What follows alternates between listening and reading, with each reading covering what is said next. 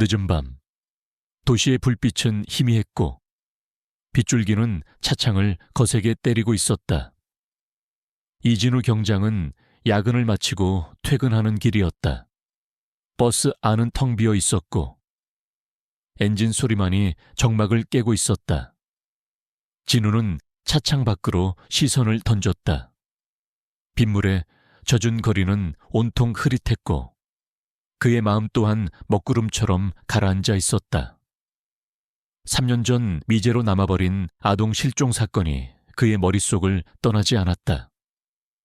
어린 소녀의 실종은 진우에게 깊은 상처를 남겼고 그는 그 사건에서 벗어나지 못하고 있었다. 그때였다. 진우의 시선은 버스 뒷좌석에 웅크리고 앉아있는 작은 그림자에 멈췄다. 8살 정도로 보이는 어린 소녀였다. 산발적인 머리카락과 멍한 눈빛. 소녀는 낡은 고민형을 품에 꼭 안고 창밖을 응시하고 있었다. 마치 누군가를 기다리거나 혹은 무언가를 찾는 듯한 모습이었다. 진우는 순간 섬뜩한 기분을 느꼈다. 3년 전 실종된 소녀. 지수와 너무나 닮아 있었다. 지수도 저렇게 혼자 앉아 세상과 단절된 듯한 눈빛을 하고 있었다. 진우는 습관적으로 소녀를 관찰하기 시작했다. 소녀는 버스 정류장이 나타날 때마다 창밖을 응시했지만 이내 실망한 듯 다시 시선을 돌리곤 했다. 그녀의 작은 어깨는 힘없이 축 처져 있었고 그 모습은 진우의 마음을 아프게 했다. 이 시간에 어린아이가 혼자 버스를 타고 있다는 것은 분명 이상한 일이었다. 보호자 없이. 게다가 저런 불안한 눈빛을 하고 있다니. 진우는 소녀에게 다가가 말을 걸어볼까 망설였다. 혹시 가출한 아이일까? 아니면 길을 잃은 아이일까? 하지만 섣불리 다가갔다가 아이가 겁을 먹고 도망칠까봐 걱정되었다. 진우는 최대한 자연스럽게 소녀의 옆자리로 다가갔다. 그리고 조용히 그녀를 관찰했다. 소녀는 여전히 창밖을 응시하고 있었다. 그녀의 작은 손은 낡은 고민형의 귀를 만지작거리고 있었다. 버스는 어두운 골목길로 접어들었다. 가로등 불빛이 희미하게 차창을 비췄고 빗줄기는 더욱 거세졌다. 진우는 소녀의 얼굴을 자세히 살펴보았다. 그녀의 얼굴은 창백했고 눈 밑에는 옅은 다크서클이 드리워져 있었다. 마치 며칠 밤을 사운 듯한 모습이었다. 진우는 소녀에게 조심스럽게 말을 건넸다. 얘야, 이 시간에 어디 가니? 보호자는 어디 계시고? 진우의 목소리는 부드러웠지만 소녀는 화들짝 놀라 몸을 움츠렸다. 그녀는 진우를 올려다보았다. 그녀의 눈은 크고 맑았지만 그 안에 깊은 슬픔과 함께 알 수 없는 두려움이 담겨 있었다. 소녀는 진우의 눈을 똑바로 응시했다. 진우는 그 눈빛 속에서 어떤 절규를 읽는 듯했다. 소녀는 아무 말 없이 진우를 바라보았다. 진우는 다시 한번 소녀에게 말을 걸려 했다. 혹시 길을 잃었니? 경찰 아저씨인데. 도와줄까? 진우는 자신의 신분증을 보여주려 했다. 그때였다. 소녀가 입을 열었다. 그녀의 목소리는 작고 희미했지만 버스 안의 정막을 깨고 진우의 귓가에 또렷하게 들려왔다. 빅! 진우는 숨을 멈췄다. 소녀의 눈빛은 흔들림 없이 진우를 응시하고 있었다. 그림자 두 번째 단어에 진우는 온몸에 소름이 돋는 것을 느꼈다. 소녀의 목소리는 더욱 희미해졌지만 그 안에 담긴 의미는 진우의 심장을 얼어붙게 만들었다. 미로 마지막 세 번째 단어가 진우의 귓가에 울려 퍼졌다. 빛, 그림자, 미로, 이해할 수 없는 세 단어였다. 하지만 진우는 그 단어들 속에서 알 수 없는 불길한 예감을 느꼈다. 소녀의 눈빛은 마치 진우에게 어떤 메시지를 전달하려는 듯 간절했다. 진우는 소녀에게 더 자세히 물으려 했다. 얘야, 그게 무슨 뜻이니? 혹시 위험한 상황에 처해 있니? 하지만 소녀는 진우의 질문에 아무런 대답도 하지 않았다. 그녀는 갑자기 자리에서 벌떡 일어나 버스 문을 향해 달려갔다. 버스는 정류장이 아닌 곳에서 급히 멈춰 섰다. 소녀는 문이 열리자마자 빗속으로 뛰쳐나갔다. 진우는 황급히 소녀를 뒤따라 버스에서 내렸다.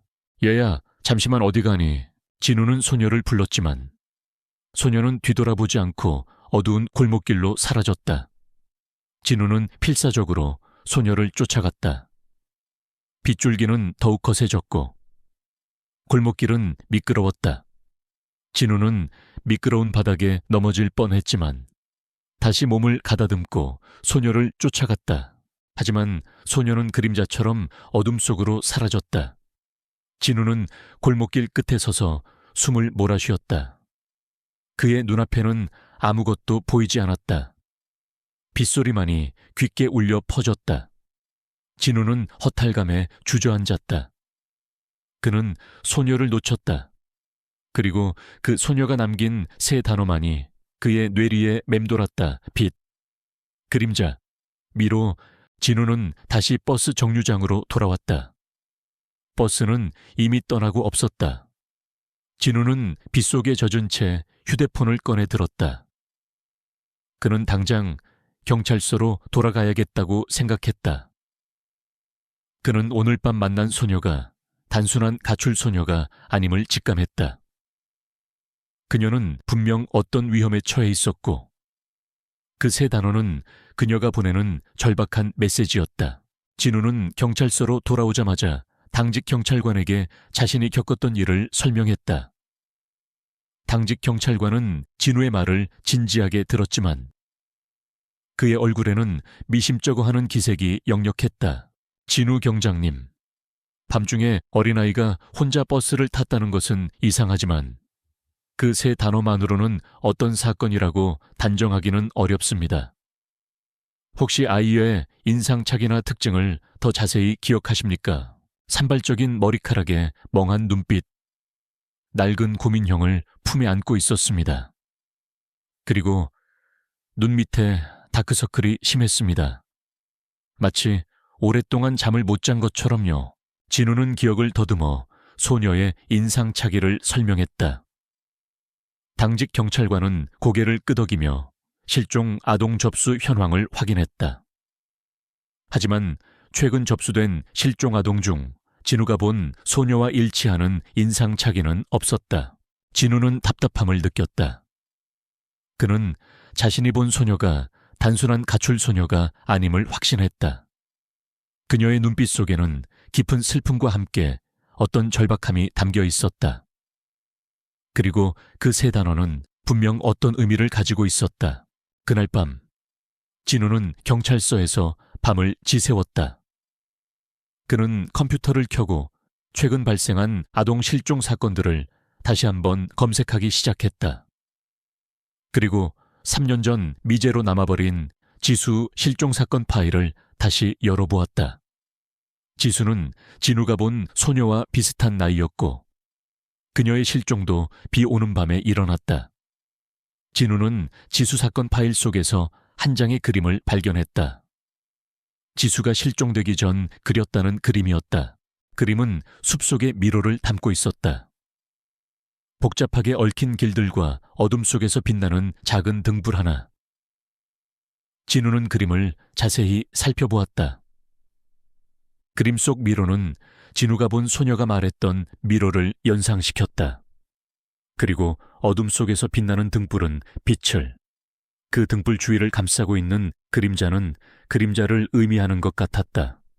진우는 온몸에 전율이 흐르는 것을 느꼈다.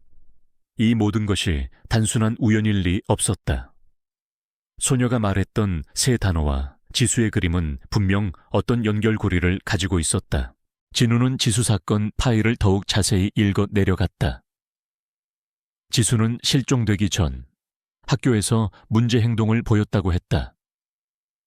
친구들과 어울리지 못하고 혼자 그림을 그리는 것을 좋아했다. 특히 그녀는 자신의 그림에 자주 이 어둠, 미로, 숨겨진 길 같은 단어들을 사용했다고 했다. 진우는 지수가 단순히 그림을 그린 것이 아님을 직감했다.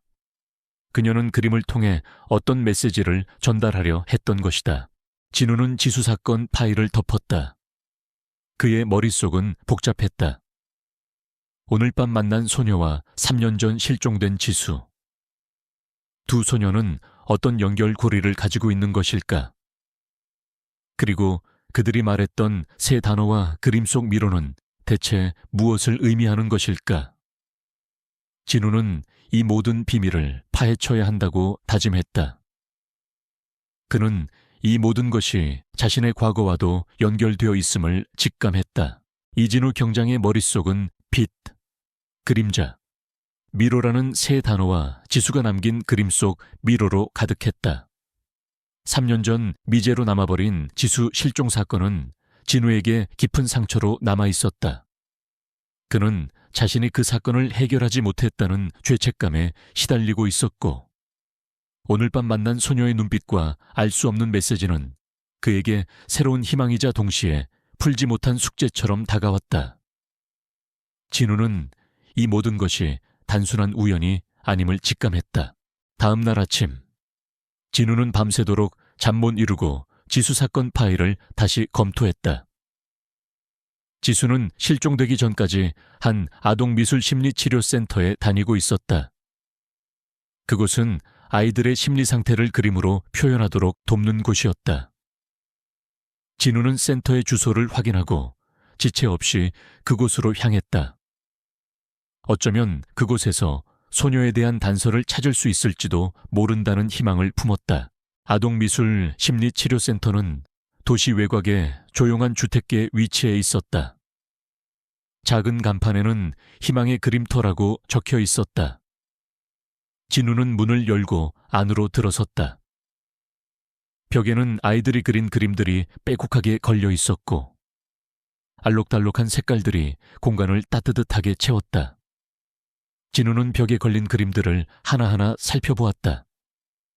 대부분은 밝고 순수한 그림들이었지만 몇몇 그림에서는 아이들의 내면에 숨겨진 불안감이나 슬픔이 엿보였다.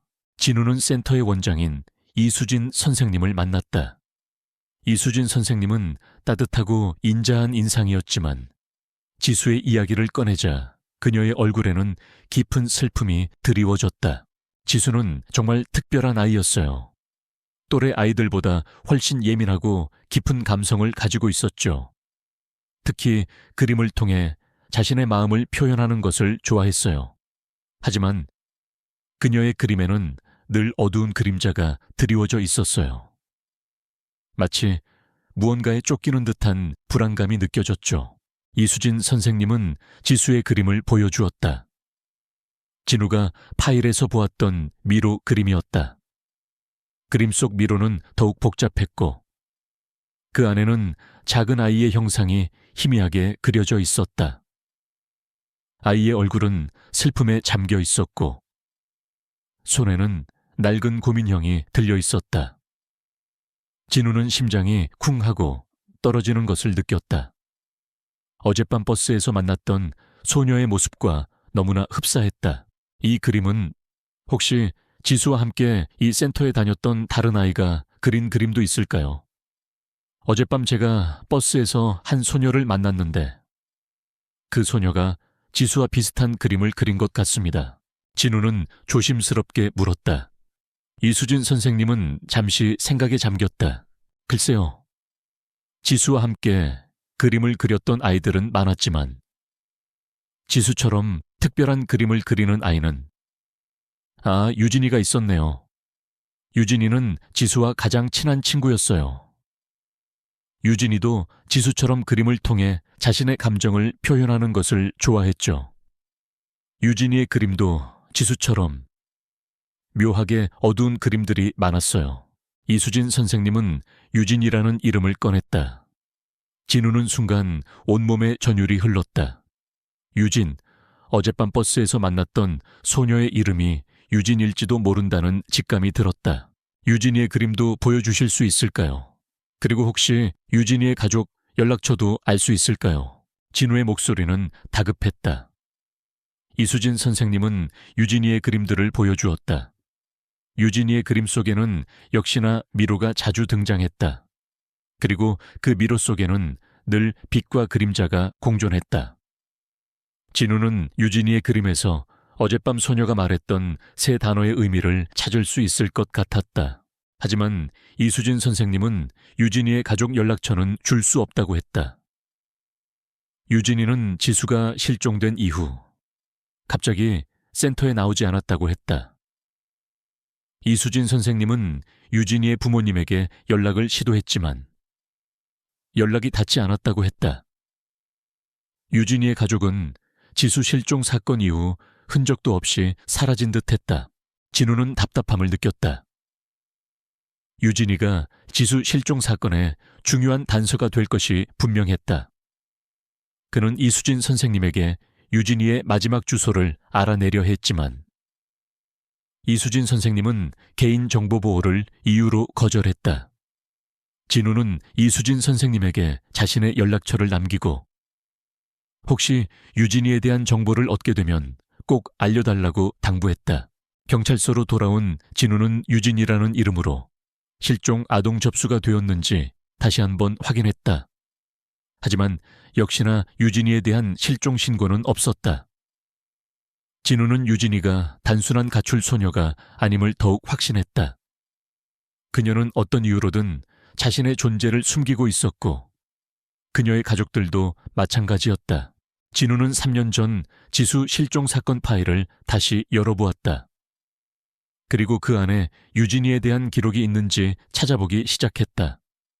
지수의 친구 목록에 유진이라는 이름이 있었지만 그녀에 대한 자세한 정보는 없었다. 지수 사건을 담당했던 선배 형사들에게 유진이에 대해 물어보았다. 하지만 그들도 유진이에 대해 아는 바가 없었다. 지수 실종 사건 수사 당시 유진이는 너무 어렸고 그녀의 진술은 그다지 중요하게 다뤄지지 않았다고 했다. 진우는 답답함에 한숨을 내쉬었다. 유진이는 분명히 지수 사건의 핵심 인물일 것이 분명했다. 하지만 그녀는 그림자처럼 사라졌다. 진우는 그녀를 찾아야 했다. 그때 진우의 머릿속에 번뜩이는 생각이 스쳤다. 지수와 유진이가 공통적으로 그렸던 이 미로 그림, 그리고 그 미로 그림 속에 숨겨진 빛과 그림자. 진우는 그 단어들이 단순히 아이들의 상상이 아님을 직감했다. 그것은 어떤 장소, 혹은 어떤 비밀을 암시하는 것일 수도 있었다. 진우는 지수 사건 파일 속에서 지수가 그린 그림을 다시 한번 살펴보았다. 그림 속 미로는 복잡했지만 어떤 규칙성을 가지고 있는 듯했다. 진우는 그림을 확대하고 미로의 선들을 따라가 보았다. 그때 미로의 한쪽 구석에 작은 글씨가 눈에 들어왔다. 희미하게 희망이라고 적혀 있었다. 그리고 그 옆에는 작은 표식이 그려져 있었다. 마치 지도가 특정 장소를 가리키는 듯한 표식이었다. 진우는 지수가 그림을 통해 어떤 메시지를 전달하려 했다는 확신을 가졌다. 이 미로 그림은 단순한 그림이 아니었다. 그것은 어떤 비밀을 숨기고 있는 지도였다. 진우는 그림 속 미로와 표식이 실제 장소를 의미하는 것일 수도 있다고 생각했다. 그는 그림 속 미로의 형태를 자세히 기억하고 그것이 어떤 장소와 닮아 있는지 떠올리기 시작했다. 그때 그의 눈에 띄는 것이 있었다. 지수 사건 파일 속에는 지수가 실종되기 전 자주 방문했다는 공원 사진이 있었다. 그 공원에는 큰 미로 정원이 있었다. 진우는 즉시 공원의 사진과 지수가 그린 미로 그림을 비교해 보았다. 놀랍게도 그림 속 미로와 공원 미로 정원의 구조는 거의 일치했다. 그리고 그림 속 희망이라는 글씨와 표식이 그려져 있던 부분은 공원 미로 정원의 한쪽 구석에 있는 작은 조형물과 일치했다. 조형물에는 희망의 숲이라는 글씨가 새겨져 있었다. 진우의 심장이 격렬하게 뛰었다. 지수는 그림을 통해 자신의 마지막 메시지를 남겼던 것이다. 그리고 그 메시지는 유진이가 말했던 세 단어와 연결되어 있었다. 빛, 그림자, 미로. 지수가 미로 정원에서 실종되었다는 것은 분명했다. 그리고 그 미로 속에 어떤 비밀이 숨겨져 있을 것이 분명했다. 진우는 지체 없이 공원으로 향했다. 빗줄기는 멈췄지만 날씨는 여전히 흐렸다. 공원 미로 정원은 겨울이라 앙상한 나무들로 가득했고 인적이 드물었다. 진우는 미로 정원 안으로 들어섰다. 복잡하게 얽힌 길들이 마치 끝없이 이어지는 듯했다. 진우는 지수가 그림을 통해 남긴 단서들을 떠올리며 미로 정원을 헤쳐나갔다. 그는 그림 속 희망이라는 글씨와 표식이 그려져 있던 조형물을 찾았다. 조형물은 낡고 빛바랜 모습이었다. 진우는 조형물 주변을 꼼꼼히 살펴보았다. 그리고 조형물 뒤편. 덤불 속에 희미하게 빛나는 작은 물체를 발견했다. 낡고 해진 고민형이었다. 진우는 고민형을 집어들었다. 고민형은 지수가 실종되던 날 가지고 있었다는 고민형과 똑같았다. 그리고 고민형의 한쪽 팔에는 작은 천 조각이 꿰매어져 있었는데 그 천 조각에는 희미하게 YJ라는 이니셜이 순화져 있었다. 진우는 고민형을 품에 안았다. 그리고 고민형의 팔에 꿰매어진 천 조각을 자세히 살펴보았다. YJ, 그것은 유진의 이니셜이었다. 진우는 온몸에 소름이 돋는 것을 느꼈다. 이 고민형은 지수의 것이면서 동시에 유진의 것이었다. 두 소녀는 이 고민형을 통해 서로 연결되어 있었다. 그리고 이 고민형은 그들이 겪었던 끔찍한 사건의 증거였다. 진우는 고민형을 품에 안고 굳게 다짐했다. 그는 반드시 유진이를 찾아내고 지수 실종 사건의 진실을 밝혀낼 것이라고. 그리고 이 모든 비밀 뒤에 숨겨진 그림자를 세상에 드러낼 것이라고. 그의 심장은 분노와 함께 알 수 없는 결의로 가득 찼다. 이 미로 속에서 그는 잃어버린 진실을 찾을 것이었다. 진우는 고민형을 품에 안은 채 미로 정원을 빠져나왔다. 낡고 해진 고민형의 팔에 순화진 YJ라는 이니셜은 유진의 존재를 명확히 보여주고 있었다. 3년 전 미제로 남아버린 지수 실종 사건과 어젯밤 버스에서 만났던 소녀, 그리고 사라진 유진까지. 이 모든 것이 마치 하나의 거대한 그림처럼 연결되어 있었다. 진우는 이 모든 퍼즐 조각을 맞춰야 한다고 생각했다. 진우는 고민형을 가지고 경찰서로 돌아와 한지은 형사에게 자신이 찾은 단서들을 설명했다. 한지은 형사는 진우의 말을 듣고 놀란 듯했다. 그녀는 진우가 3년 전 지수 사건에 대한 미련을 버리지 못하고 있다는 것을 알고 있었지만 이렇게까지 깊이 파고들 줄은 몰랐다. 진우 경장님, 이 고민형이 정말 지수 것이 맞습니까? 그리고 이니셜 YJ는 유진의 것이라고 확신할 수 있습니까? 한지은 형사의 목소리는 신중했다. 진우는 고개를 끄덕였다. 네. 형사님, 지수 사건 파일에 지수가 실종되던 날 가지고 있던 고민형 사진이 있습니다. 이 고민형과 똑같습니다. 그리고 이니셜 YJ는 유진의 것입니다. 유진이는 지수와 가장 친한 친구였고 어젯밤 버스에서 만난 소녀가 유진이라고 확신합니다. 진우의 확신에 찬 목소리에 한지은 형사는 고민형을 자세히 살펴보았다. 그녀는 고민형의 상태를 보고 미간을 찌푸렸다. 낡고 해졌지만 오랜 시간 누군가의 손때가 묻어 있었다. 알겠습니다. 이 고민형은 중요한 증거가 될 수 있습니다. 즉시 감식반에 보내 정밀 조사를 의뢰하겠습니다. 지문이나 DNA 같은 결정적인 단서가 나올 수도 있으니까요. 한지은 형사는 고민형을 지퍼백에 조심스럽게 담았다.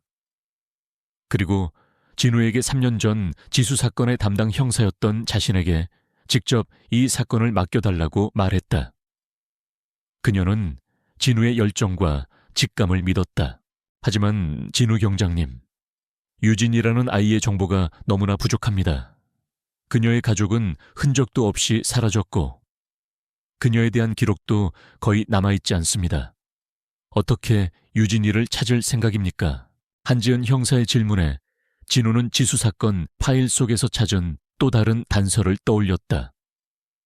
지수가 실종되기 전 자주 방문했던 곳, 바로 천사의 집이라는 과원이었다. 지수는 그곳에서 자원봉사를 했고 몇몇 아이들과 친하게 지냈다고 기록되어 있었다. 유진이도 그곳에 있을지도 모른다는 희망이 생겼다. 천사의 집이라는 고아원에 가보려 합니다. 지수가 자주 갔던 곳입니다. 어쩌면 그곳에서 유진이를 찾을 수 있을지도 모릅니다. 진우의 말에 한지은 형사는 고개를 끄덕였다. 알겠습니다. 제가 동행하겠습니다. 그리고 유진이의 그림에 나타난 빛, 그림자, 미로라는 단어들의 의미를 파악하는 것이 중요합니다. 아이들이 그림을 통해 어떤 메시지를 전달하려 했던 것인지 그 의미를 파악해야 합니다. 진우와 한지은 형사는 즉시 천사의 집으로 향했다. 천사의 집은 도시 외곽의 한적한 곳에 위치해 있었다. 낡고 오래된 건물이었지만 그 안에서는 아이들의 웃음소리가 희미하게 들려왔다. 진우는 문을 열고 안으로 들어섰다. 아이들이 뛰놀고 있는 모습이 보였다. 진우는 아이들의 밝은 모습에 잠시 마음이 따뜻해지는 것을 느꼈다. 그곳에서 진우는 천사의 집 원장님을 만났다. 원장님은 푸근하고 인자한 인상이었다. 진우는 원장님에게 지수와 유진이에 대해 물었다. 원장님은 지수와 유진이를 기억하고 있었다. 지수는 정말 착한 아이였어요. 아이들과 잘 어울리고 봉사활동도 열심히 했죠. 유진이도 지수와 함께 자주 이곳에 왔어요. 유진이는 지수와 단짝이었어요. 둘이 늘 붙어 다녔죠. 원장님은 지수와 유진이의 이야기를 들려주었다. 지수와 유진이는 둘 다 그림 그리는 것을 좋아했다고 했다. 특히 그들은 수도원 뒷산에 있는 오래된 폐허에 자주 갔다고 했다. 그곳에서 그림을 그리곤 했다고. 수도원 뒷산 폐허요. 진우는 순간 귀가 번쩍 뜨였다. 수도원 뒷산 폐허는 진우가 과거에 수사했던 사건과도 연결되어 있었다. 10년 전 그곳에서 한 젊은 여성이 실종되는 사건이 발생했다. 그 사건도 미제로 남아 있었다. 진우는 이 모든 것이 단순한 우연이 아님을 직감했다. 네, 아이들이 그곳을 비밀의 그림터라고 불렀어요. 그곳에 가면 영감이 떠오른다고 했죠. 특히 유진이는 그곳에서 그림을 그릴 때마다 이상한 말을 하곤 했어요. 어둠 속에서 빛이, 미로 속에 숨겨진 그림자가, 이런 말들을 중얼거렸어요. 원장님의 말에 진우는 온몸에 소름이 돋았다. 유진이가 말했던 세 단어, 빛, 그림자, 미로, 그리고 지수가 그린 미로 그림. 이 모든 것이 수도원 뒷산 폐허와 연결되어 있었다. 그곳에 어떤 비밀이 숨겨져 있을 것이 분명했다. 진우는 원장님에게 유진이의 가족에 대해 물었다. 원장님은 유진이의 가족이 지수 실종 사건 이후 갑자기 연락이 끊겼다고 했다. 그들은 유진이를 찾으려 했지만 결국 찾지 못했다고 했다. 유진이의 부모님은 딸의 실종에 대한 충격으로 인해 잠적한 듯했다. 진우는 원장님에게 자신의 연락처를 남기고 혹시 유진이에 대한 정보를 얻게 되면 꼭 알려달라고 당부했다. 그리고 한지은 형사와 함께 수도원 뒷산 폐허로 향했다. 수도원 뒷산은 인적이 드물고 숲이 우거져 있었다. 진우와 한지은 형사는 지수와 유진이가 자주 갔다는 폐허를 찾아 산길을 헤쳐나갔다. 한참을 걷던 중 그들은 낡고 허물어진 건물 잔해를 발견했다. 오래된 수도원의 흔적이었다. 건물은 무너져 내렸고 담쟁이 덩굴이 벽을 뒤덮고 있었다. 그곳은 마치 시간이 멈춘 듯한 공간이었다. 폐허 안으로 들어서자 퀴퀴한 곰팡이 냄새와 흙 냄새가 코를 찔렀다. 진우는 폐허 안을 꼼꼼히 살펴보았다. 벽에는 희미하게 낙서들이 그려져 있었고 바닥에는 낡은 그림 도구들이 뒹굴고 있었다. 진우는 한쪽 벽면에 그려진 그림을 발견했다. 지수와 유진이가 그린 듯한 그림이었다. 그림 속에는 복잡한 미로와 함께 어둠 속에서 빛나는 작은 등불이 그려져 있었다. 그림 옆에는 희미하게 글씨가 적혀 있었다. 진실은 어둠 속에 숨겨져 있다. 빛과 그림자 사이에 미로. 진우는 온몸에 전율이 흘렀다. 이 모든 것이 지수와 유진이가 자신에게 보내는 메시지였다. 그들은 그림을 통해 어떤 비밀을 전달하려 했던 것이다. 진우는 그림 속 미로를 따라가 보았다. 미로는 폐허의 구조와 일치하는 듯했다. 진우는 그림 속 미로가 가리키는 방향으로 발걸음을 옮겼다. 한참을 헤매던 중 그들은 폐허 지하로 통하는 낡은 계단을 발견했다. 계단은 어둡고 습했으며 퀴퀴한 냄새가 더욱 진하게 풍겼다. 진우 경장님, 위험합니다. 무작정 들어가는 것은 좋지 않습니다. 한지은 형사가 경고했다. 진우는 고개를 끄덕였다. 그는 지하에 어떤 위험이 도사리고 있을지 알 수 없었다. 하지만 그는 더 이상 물러설 수 없었다. 그는 지수와 유진이가 남긴 메시지의 의미를 파헤쳐야 했다. 그때 지하에서 희미한 소리가 들려왔다. 마치 작은 아이의 흐느낌 같은 소리였다. 진우는 심장이 쿵 하고 떨어지는 것을 느꼈다. 지하에 누군가 있었다. 그것도 아이였다. 누가 안에 있습니까? 경찰입니다. 진우는 소리쳤다. 하지만 안에서는 아무런 대답도 들려오지 않았다. 다만 흐느낌 소리만이 더욱 또렷하게 들려올 뿐이었다. 진우는 망설이지 않고 지하 계단으로 발을 디뎠다. 한지은 형사도 진우의 뒤를 따랐다. 지하 공간은 어둡고 습했다. 랜턴 불빛에 의지해 조심스럽게 나아가던 중 그들은 충격적인 장면을 목격했다. 지하 공간은 마치 작은 감옥처럼 꾸며져 있었다. 낡은 침대와 몇 개의 인형, 그리고 찢어진 그림 도구들이 뒹굴고 있었다. 그리고 그 안에는 앙상하게 마른 작은 아이들이 웅크리고 있었다. 대여섯 명 정도 되는 아이들이었다. 아이들은 모두 멍한 눈빛으로 벽을 응시하고 있었고 그들의 얼굴에는 깊은 상처와 두려움이 드리워져 있었다. 그리고 그 아이들 중 한 명은 유진이었다. 유진이는 진우를 발견하고 겁에 질린 듯 몸을 움츠렸다. 그녀의 손에는 낡은 고민형이 들려 있었다. 진우가 버스에서 보았던 그 고민형이었다. 진우는 유진이에게 다가가 조심스럽게 말했다. 유진아, 괜찮아. 경찰 아저씨야. 널 구하러 왔어. 진우의 목소리는 떨렸지만 그 안에는 깊은 안도감과 연민이 담겨 있었다. 유진이는 진우의 목소리를 듣고 아주 희미하게 고개를 들었다. 그녀의 눈빛은 여전히 불안했지만 그 안에 어떤 희미한 희망이 깃드는 듯했다. 그때 지하 공간의 한쪽에서 인기척이 느껴졌다. 어둠 속에서 한 남자의 형체가 나타났다. 남자는 어두운 옷을 입고 있었고 그의 얼굴은 그림자에 가려져 있었다. 하지만 진우는 그 남자의 눈빛 속에서 섬뜩한 광기를 느꼈다. 남자는 아이들을 향해 무언가를 중얼거리고 있었다. 너희는 선택받은 아이들이다. 이 미로를 통해 진정한 빛을 찾을 것이다. 너희는 세상을 구할 것이다. 남자의 목소리는 낮았지만 그 안에 담긴 의미는 섬뜩했다. 그는 아이들을 세뇌시키고 있었던 것이다. 진우는 그 남자가 이 모든 사건의 배후임을 직감했다. 손대지 마라. 이 아이들은 내 아이들이다. 남자는 소리를 지르며 진우에게 달려들었다. 그의 손에는 날카로운 칼이 들려 있었다. 진우는 칼을 피해 몸을 피했다. 한지은 형사가 뒤에서 남자를 제압하려 했지만 남자는 생각보다 강했다.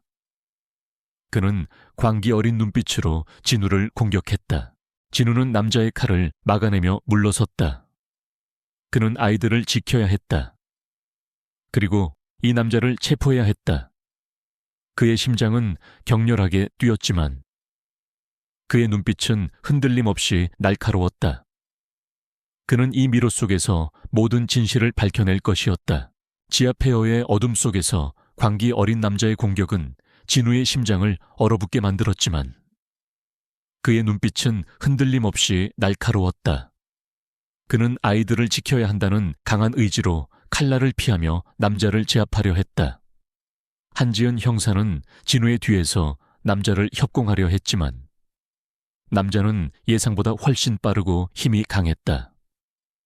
그는 아이들을 향한 집착과 광기로 가득 차 있었고 그 광기는 그에게 비정상적인 힘을 부여하는 듯했다.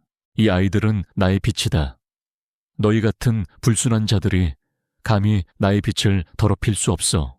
남자는 비명을 지르듯 소리치며 칼을 휘둘렀다. 진우는 남자의 공격을 필사적으로 막아냈다. 그의 손에서는 땀이 흘렀고 심장은 격렬하게 뛰었다. 그는 남자의 움직임 속에서 어떤 비정상적인 집착을 느꼈다. 마치 아이들이 그의 전부인 것처럼 진우는 남자의 공격을 피하며 아이들이 갇혀있던 공간을 자세히 살펴보았다. 그곳은 단순한 감옥이 아니었다. 벽면에는 아이들이 그린 듯한 그림들이 빼곡하게 걸려 있었고 그 그림들은 모두 미로를 담고 있었다. 어떤 그림은 어둠 속의 미로였고 어떤 그림은 빛나는 미로였다. 아이들은 그림을 통해 자신들의 고통과 희망을 표현하고 있었던 것이다. 그때 한지은 형사가 남자의 등 뒤로 돌아가 남자를 제압하려 했다. 남자는 뒤를 돌아보며 한지은 형사를 향해 칼을 휘둘렀다. 한지은 형사는 간발의 차이로 칼을 피했지만 남자의 공격에 몸을 휘청거렸다. 진우는 그 틈을 놓치지 않았다. 그는 남자의 칼을 발로 차내고 남자의 팔을 붙잡았다. 남자는 진우의 손아귀에서 벗어나기 위해 필사적으로 몸부림쳤다. 놓아라. 이 악마 같은 자식. 너희는 나의 빛을 빼앗을 수 없어. 남자는 소리를 질렀지만 진우는 그의 팔을 더욱 강하게 붙잡았다. 그는 남자의 얼굴을 자세히 살펴보았다. 그의 얼굴은 광기로 일그러져 있었지만 그 안에 어떤 익숙함이 느껴졌다. 마치 오래전 어디선가 본 듯한 얼굴. 진우는 남자의 얼굴을 자세히 응시했다. 그리고 순간 그의 머릿속에 섬광처럼 스쳐 지나가는 이미지가 있었다. 3년 전 지수 실종 사건 파일 속에서 보았던 사진. 지수의 가족 사진. 지수의 옆에는 그녀의 삼촌이 서 있었다. 그리고 그 삼촌의 얼굴은 지금 진우의 앞에 있는 남자와 똑같았다. 진우는 충격에 온몸이 얼어붙는 것을 느꼈다. 이 남자가 지수의 삼촌이라고, 지수의 실종과 이 모든 사건의 배후에 지수의 삼촌이 있었다니. 진우는 분노와 함께 알 수 없는 배신감을 느꼈다. 지수의 삼촌은 과거 지수를 찾기 위해 경찰에 협조하며 슬픔에 잠긴 모습을 보였다. 하지만 그 모든 것이 위선이었다니. 당신 지수의 삼촌입니까? 진우의 목소리는 떨렸지만 단호했다. 남자는 진우의 말에 순간적으로 몸을 멈췄다. 그의 눈빛은 흔들렸지만 이내 다시 광기로 번뜩였다. 어떻게 나를 아는 거지? 너는 대체 누구야? 남자는 소리를 질렀다. 진우는 남자의 팔을 더욱 강하게 붙잡았다. 나는 이진우 경장이다. 3년 전 지수 실종 사건을 담당했던 경찰이다. 당신이 지수의 삼촌이라는 사실을 알고 있다. 당신이 이 모든 사건의 배후에 있었던 겁니까? 진우의 말에 남자는 웃음을 터뜨렸다. 광기 어린 웃음이었다. 하하하하, 그래, 내가 지수의 삼촌이다. 내가 이 모든 것을 계획했다. 지수는 선택받은 아이였다. 그녀는 이 미로를 통해 진정한 빛을 찾을 수 있는 아이였다. 하지만 너희 같은 어리석은 자들이 그녀를 이해하지 못했지. 그래서 내가 직접 아이들을 인도하기로 했다. 남자의 목소리는 광기로 가득했다. 그는 자신이 아이들을 구원하는 자라고 믿고 있었다. 그는 아이들을 납치하여 자신의 망상 속 미로에 가두고 그들을 세뇌시켜 자신이 원하는 빛을 찾게 하려 했던 것이다. 진우는 남자의 광기에 소름이 돋았다. 그는 남자의 팔을 비틀어 칼을 떨어뜨리게 했다. 남자는 칼을 놓치자 더욱 거칠게 저항했다. 한지은 형사는 남자의 뒤에서 남자를 제압하려 했다. 진우는 남자를 제압하며 다른 아이들을 살펴봤다. 아이들은 모두 겁에 질려 웅크리고 있었다. 유진은 진우를 올려다보며 희미하게 흐느꼈다. 지수 언니, 삼촌이. 언니를. 유진의 목소리는 희미했지만 그 안에 담긴 의미는 진우의 심장을 찢어놓았다. 지수는 이 남자에 의해 죽임을 당했거나 혹은 끔찍한 일을 겪었을 것이 분명했다. 닥쳐, 감히 내 빛을 더럽히지 마. 남자는 유진이를 향해 소리를 질렀다. 진우는 남자의 입을 막았다. 그리고 그 순간 진우의 머릿속에 또 다른 기억이 떠올랐다. 10년 전 수도원 뒷산 폐허에서 발생했던 여성 실종 사건. 진우는 그 사건을 다시 한번 떠올렸다. 당시 실종된 여성은 빛과 그림자라는 예술 작품을 남겼다고 했다. 그리고 그 작품 속에는 미로와 숨겨진 길이라는 단어들이 암시되어 있었다. 진우는 이 모든 것이 연결되어 있다는 것을 직감했다. 지수의 삼촌은 단순히 아이들을 납치한 것이 아니었다. 그는 과거에 어떤 사건과 연결되어 있었고 그 사건 속에서 미로와 빛, 그림자라는 개념을 왜곡하여 자신의 망상 속 세계를 만들어낸 것이 분명했다. 이 모든 것이 10년 전 수도원 뒷산 폐허에서 발생했던 사건과 연결되어 있습니까? 당신은 그 사건과도 관련이 있는 겁니까? 진우의 질문에 남자의 눈빛은 더욱 광기로 번뜩였다. 그는 진우를 향해 소리를 질렀다. 너는 너무 많은 것을 알고 있다. 너를 제거해야 해. 남자는 진우에게 달려들었다. 진우는 남자의 공격을 피하며 최후의 일격을 가했다. 남자는 결국 힘없이 바닥으로 쓰러졌다. 한지은 형사는 즉시 남자를 수갑으로 채웠다. 신고하겠습니다. 지원 요청합니다. 용의자 검거, 그리고 다수의 피해 아동 확인. 위치는 수도원 뒷산 폐허 지하입니다. 한지은 형사의 다급한 목소리가 울려 퍼졌다. 진우는 안도감에 주저앉았다. 그의 몸은 상처투성이었지만 그의 마음은 알 수 없는 후련함으로 가득 찼다. 그는 마침내 지수 사건의 진실을 밝혀낸 것이다. 그리고 유진이를 비롯한 다른 아이들을 구한 것이다. 경찰 지원팀이 도착하고 지하 폐허는 순식간에 경찰들로 가득 찼다. 구급대원들이 아이들을 조심스럽게 들것에 실어 밖으로 옮겼다. 아이들은 여전히 겁에 질려 있었지만 그들의 눈빛 속에서 희미하게나마 희망이 깃드는 듯했다. 유진은 진우의 손을 꼭 잡았다. 그녀는 여전히 떨고 있었지만 진우를 향한 눈빛은 신뢰와 감사를 담고 있었다. 아저씨, 고마워요. 저를 구해주셔서. 유진의 목소리는 희미했지만 그 안에 담긴 진심은 진우의 마음을 울렸다. 진우는 유진의 손을 꽉 잡았다. 괜찮아, 유진아. 이제 다 끝났어. 너는 안전해. 진우는 유진의 머리를 조심스럽게 쓰다듬었다. 유진은 진우의 품에 얼굴을 파묻었다. 그녀는 오랫동안 억눌러 왔던 울음을 터뜨렸다. 진우는 유진의 흐느낌 속에서 지수와 다른 아이들의 고통을 느꼈다. 그는 이 모든 것을 끝낼 수 있어서 다행이라고 생각했다. 진우는 남자의 신원을 다시 한번 확인했다. 그의 이름은 박태수, 지수의 외삼촌이었다. 그는 과거 미술치료사로 일했고 예술작품에 대한 깊은 집착을 가지고 있었다고 했다. 10년 전 수도원 뒷산 폐허에서 실종된 여성은 박태수의 연인이었다. 그녀는 빛과 그림자라는 작품을 남겼고 그 작품 속 미래에 숨겨진 비밀을 밝히려 했다. 하지만 그녀는 실종되었고 박태수는 그녀의 죽음에 큰 충격을 받아 정신적인 이상 증세를 보이기 시작했다고 했다. 그는 그녀의 죽음을 받아들이지 못하고 미로를 통해 그녀를 찾아낼 수 있다고 믿었다. 그리고 그 과정에서 어린아이들을 납치하여 자신의 망상 속 미로를 완성하려 했던 것이다.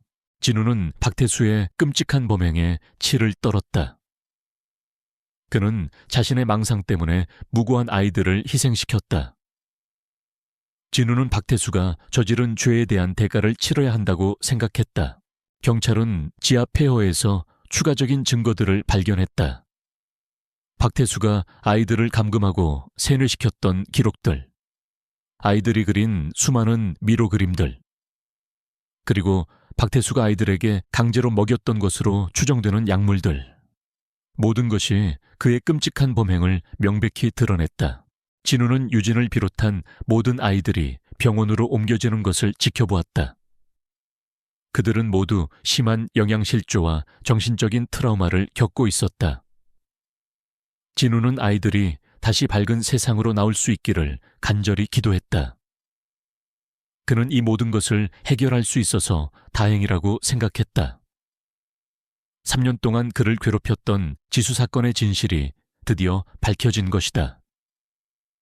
진우는 자신의 어깨에 놓여있던 무거운 짐이 조금이나마 가벼워진 듯했다.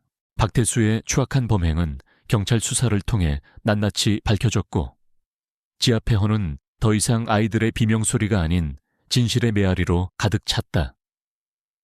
이진우 경장은 유진을 비롯한 아이들이 구급차에 실려 병원으로 향하는 모습을 지켜보았다. 그의 몸은 상처투성이었지만 마음만은 그 어느 때보다 평화로웠다. 3년 동안 그를 짓눌렀던 지수 실종 사건의 진실이 드디어 밝혀진 것이다. 그는 자신의 어깨에 놓여있던 무거운 짐이 비로소 가벼워진 듯했다. 경찰 조사는 빠르게 진행되었다. 박태수는 자신의 범행을 완강히 부인했지만 한지은 형사가 제시한 명백한 증거들 앞에서 그의 주장은 힘을 잃었다. 지하 폐허에서 발견된 아이들의 그림, 박태수가 아이들에게 주입했던 세뇌 기록, 그리고 박태수가 아이들을 납치하고 감금했던 과정에 대한 상세한 증거들이 쏟아져 나왔다. 특히 10년 전 박태수의 연인이었던 여성 미술치료사 실종 사건과의 연관성이 밝혀지자 박태수의 범행은 더욱 끔찍하게 다가왔다. 박태수는 자신의 연인이 남긴 빛과 그림자라는 작품 속 미로를 통해 그녀를 찾아낼 수 있다고 믿었다.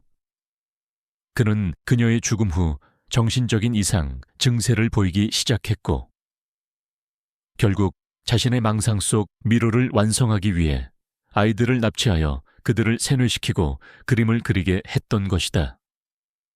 그는 아이들의 그림 속에 진정한 빛이 숨겨져 있다고 믿었고 그 빛을 통해 잃어버린 연인을 다시 만날 수 있다고 확신했다. 그의 광기는 수많은 아이들의 삶을 파괴했던 것이다. 재판은 세간의 이목이 집중된 가운데 진행되었다. 언론은 박태수의 끔찍한 범행과 아이들의 고통스러운 삶을 대서특필했다. 국민들은 분노했고 박태수에게 가장 엄중한 처벌을 요구했다. 유진을 비롯한 피해 아동들은 병원에서 심리치료와 신체 회복 훈련을 받고 있었다. 그들은 육체적으로는 심한 영양실조와 외상을 입었고 정신적으로는 극심한 트라우마에 시달리고 있었다. 아이들은 여전히 밤마다 악몽에 시달렸고 작은 소리에도 움츠러들었다. 이진우 경장은 매일 병원을 찾아 아이들을 보살폈다. 그는 아이들에게 따뜻한 말 한마디를 건네고 작은 인형을 선물하며 그들의 마음을 위로했다. 특히 유진은 진우를 가장 따랐다. 그녀는 진우를 경찰 아저씨라고 부르며 진우의 품에 안겨 잠이 들곤 했다. 유진의 작은 손은 진우의 마음을 따뜻하게 녹여주었다. 진우는 유진의 눈빛 속에서 지수의 모습을 보았고 그녀를 지켜줘야 한다는 강한 의무감을 느꼈다. 한지은 형사 또한 이진우 경장과 함께 아이들의 회복을 도왔다. 그녀는 아이들을 위한 심리치료 프로그램을 마련하고 그들이 다시 세상 밖으로 나올 수 있도록 필요한 지원을 아끼지 않았다.